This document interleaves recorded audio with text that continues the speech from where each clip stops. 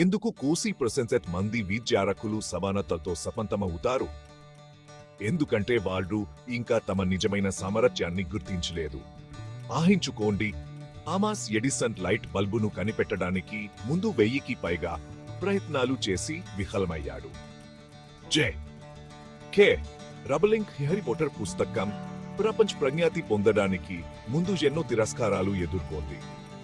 గొప్ప విజయగాఫ్లు కఠినమైన పోరాటాల నుండే పుడతాయి. మీ కలలు పోరాడటానికి అర్హమైనవి.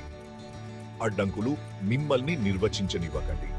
ప్రతి సవాలు గొప్పతనానికి మెట్టులాంటిది. పట్టుదలతో ముందుకు సాగండి. నమ్మకం కోల్పోకండి.